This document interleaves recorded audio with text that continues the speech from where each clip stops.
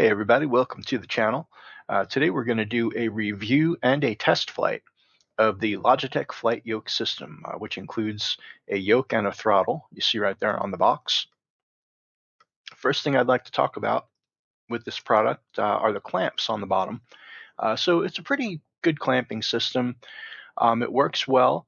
It is all made of plastic though, keep that in mind. This is kind of a lower end yoke and throttle. It's an entry level yoke and throttle.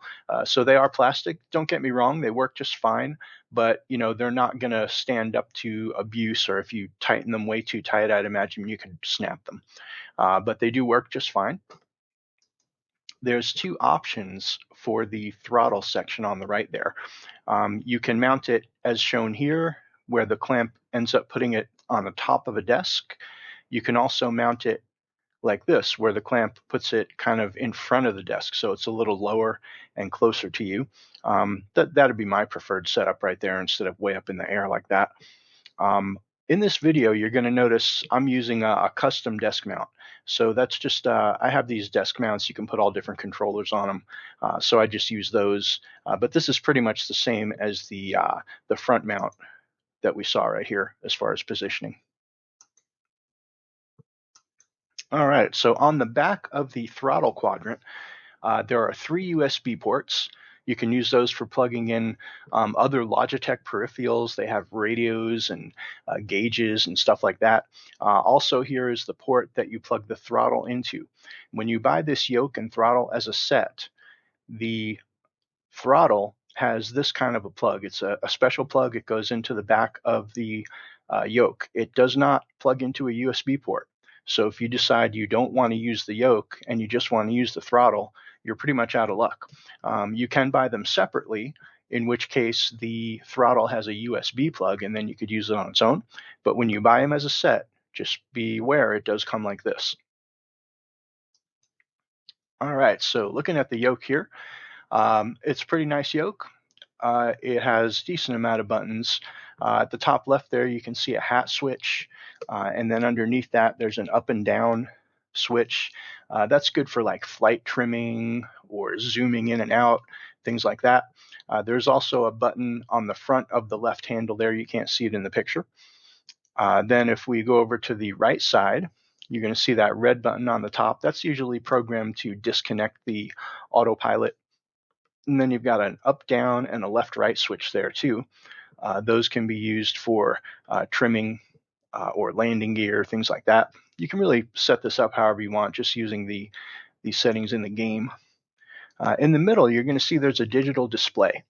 That comes in 2 modes, or there's 2 modes you could set it to, I should say. One is a timer, and you can start a timer, stop a timer. It's good for timing flights and fuel runs and things like that. The other mode is a clock mode, so it'll show military time like that, hours, minutes, and seconds. Moving over here to the throttle, you can see here there's 3 levers. You got a black, a blue, and a red. So, this is pretty much set for general aviation. You've got your throttle, your pitch control, and your mixture lever there.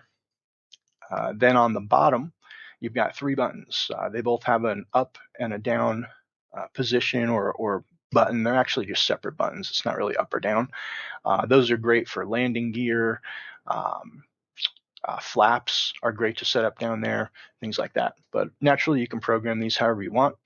You can see there on the throttle, there is kind of a gauge going by percentage, 0, 25, 50, up to 100 at the top. And then you can kind of gauge what your throttle level is and remember settings for cruising speed and things like that. All right, so all in all, pretty nice looking there. It's mounted on my desk. I've also got a Logitech G13 keyboard there on the left. And down underneath, you can't really see them, but I've got some Thrustmaster pedals set up for the yaw and the rudder control. Let's go for a test flight. All right, we're going to do a test flight of the Cessna 172 in X-Plane 12 using the Logitech Flight Yoke System. We've got the yoke here and we have the throttle quadrant here. One thing I'd like to point out about the yoke is if you look at me turning the yoke at the top left there. I'm turning it to the maximum here to the left. It's only like 45 degrees, but if you see the yoke down there in the plane, it is going 90 degrees. So I'm not really getting the full resolution, is what you call that, of degrees here. I'm only getting half. So what that means is when you're flying, each little movement is about half as sensitive as it could be. So the yoke in the plane is actually moving twice as much as what I'm moving here. So it takes away a lot of granularity. Just something to note here on this yoke. There are other yokes that I'll be doing a review of pretty soon, actually, that have a twice the range there, so it'll go fully to 180 degrees. I've got views programmed up here to the hat switch. So for example, I can look up just through the windshield down here at the controls. Let's go ahead and hide the yoke while we're down there. And I can look left through the left window and right through the right window. And then for the diagonal on the hat switch here, I've got some external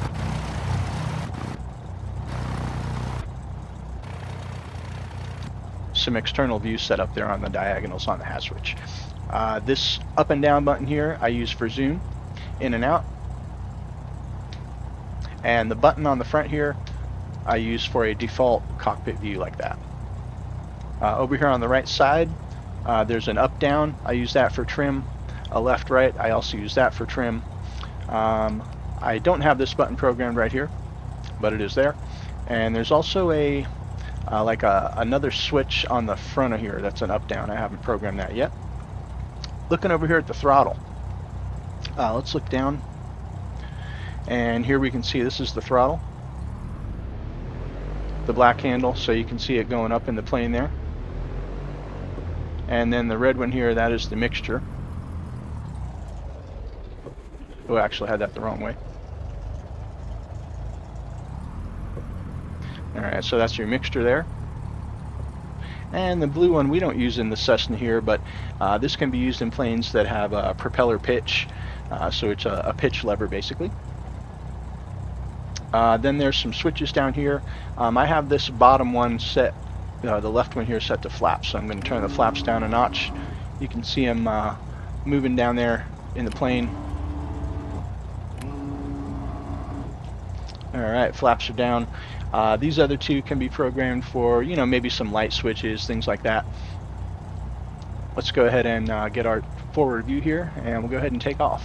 We're taking off from St. Pete Clearwater Airport in Florida. That is K-Pie, P-I-E. Beautiful area. I live about 5 miles from here.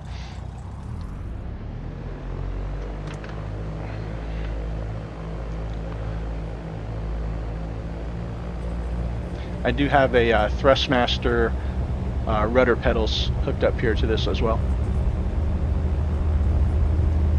And it's a little tough to keep straight sometimes.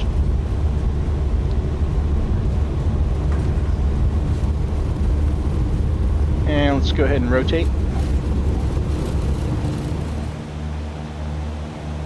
Alright, let's put our flaps up. Pretty nice feeling on the takeoff here with the yoke. Gonna bank it to the left here a little bit while we're climbing.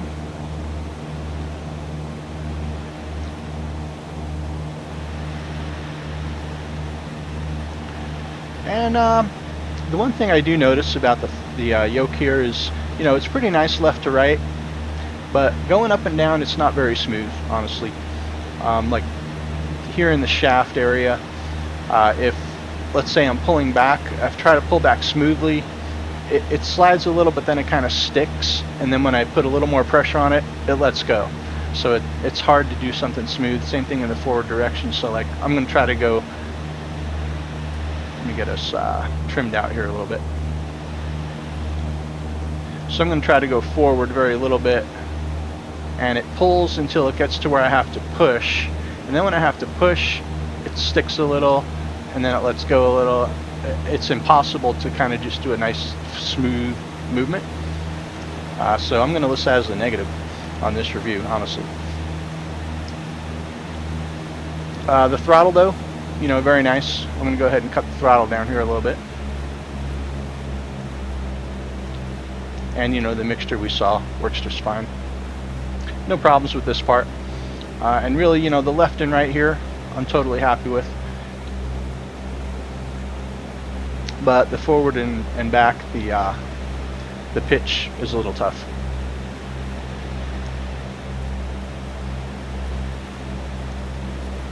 Let's go ahead and bring it around for a landing. That is the Bayside Bridge, Pinellas County, Palm Harbor to the right, and Safety Harbor to the right. That's north. And we're spinning around south. You can see the sunset out there. That's out towards Clearwater Beach out that way.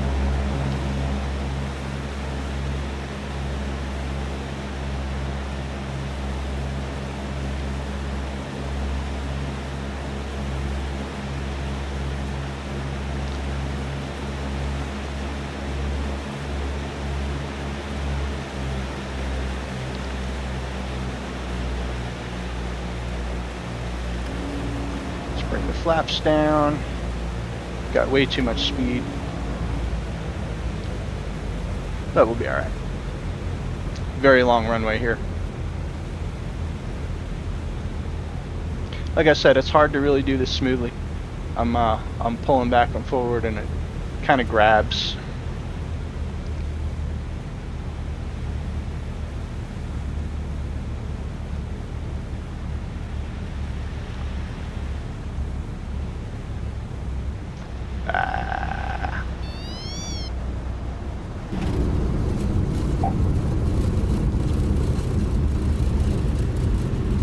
Alright, that could have been a little smoother, but we are on the ground. Let's go ahead and stop.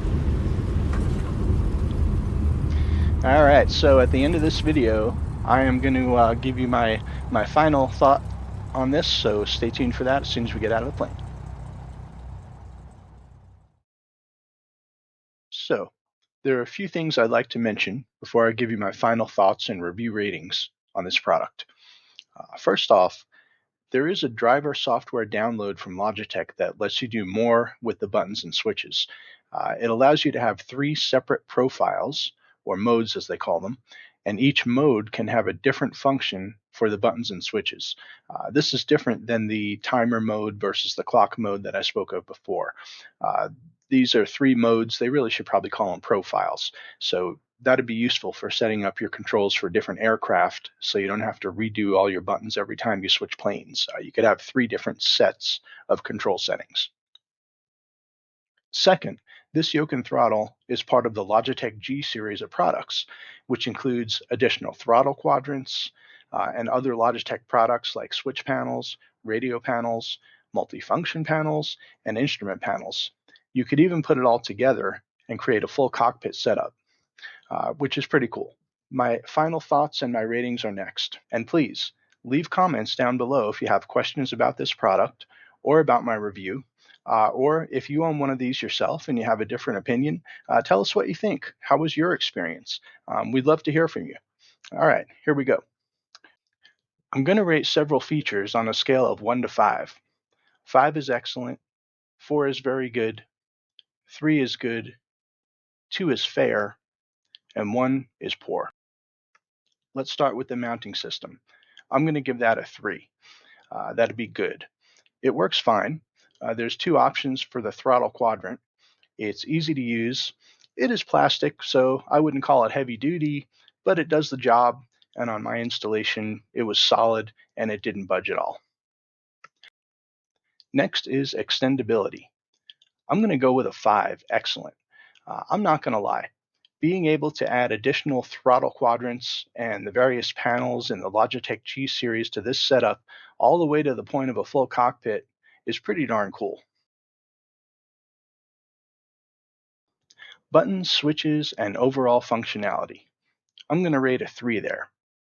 There are buttons and switches, but there could be a few more included without having to purchase an extra switch panel. Most of the included are required functions, so there's not much flexibility. Yeah, there are 3 profiles, but they're all separate. So you have the same limitation times 3, basically. The timer and clock are a nice touch.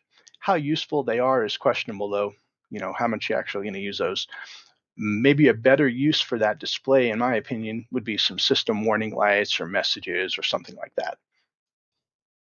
Appearance and feel. I'm going to go with a 3 on that. Also good. It's okay. It's not bad looking. It also doesn't really take your breath away, though. It looks and feels a little bit like a toy. It's kind of light and plasticky, as opposed to a solid, weighty piece of simulation hardware. Performance. I'm going to give this one a 1. I'm sorry. It's a shame that this isn't a better performing yoke, because at the low price point, it would be a great way for new flight simmers to get started without breaking the bank. Unfortunately, that's why I bought it. I'd been driving racing simulations for many years, and I started getting into aviation. I saw this product and I figured it would be good because Logitech also makes an entry-level racing wheel that I had years ago, and pedals also, and they were very good and they're still popular today. I didn't even bother to go read any reviews. The price was right, and Amazon just made it too easy for me to have it the next day. I have to say that I was immediately disappointed with the non-smoothness of the yoke, sliding it back and forth. It's the most important control of all, and I really had a hard time trying to take off or land smoothly. I kind of felt like I wasted my money. So stay tuned for a real shocker after my overall review that I'm going to give you right now. Overall review. Unfortunately, I can't recommend this product and feel good about it. The bottom line is, it's hard to fly smoothly, and no amount of in-game adjustment will help. It's a hardware thing. The shaft just doesn't slide smoothly. I mean, whether we're using X-Plane or Microsoft Flight Simulator or any of the other fine flight sim offerings out there, we all have one goal. We want our simulator to fly just like flying a real aircraft, whether we've ever actually piloted a real aircraft or not. That's the whole point, right? I mean, imagine adding a bunch of those extra Logitech G components and switch panels and all that stuff here and still not being able to fly a smooth approach. You'd be better off saving a little more money and getting a better flight yoke to begin with, in my opinion. Okay, here's a shocker. It's kind of embarrassing. I was so disappointed in the performance of this Logitech that I pulled out my credit card and bought a Honeycomb Alpha yoke just 1 week later. Then I got the Honeycomb Bravo Throttle Quadrant for my birthday about a week or so ago. Here's my unboxing video for the Throttle Quadrant. What an amazing piece of flight sim hardware, let me tell you. My review on the Honeycomb yoke and throttle is almost done. There's going to be a link down in the description here when it's finished, so be sure to check back and subscribe and get on board so you don't miss it or any of my other upcoming reviews. Thanks for watching. Please leave me a comment to say hi or let me know what you think.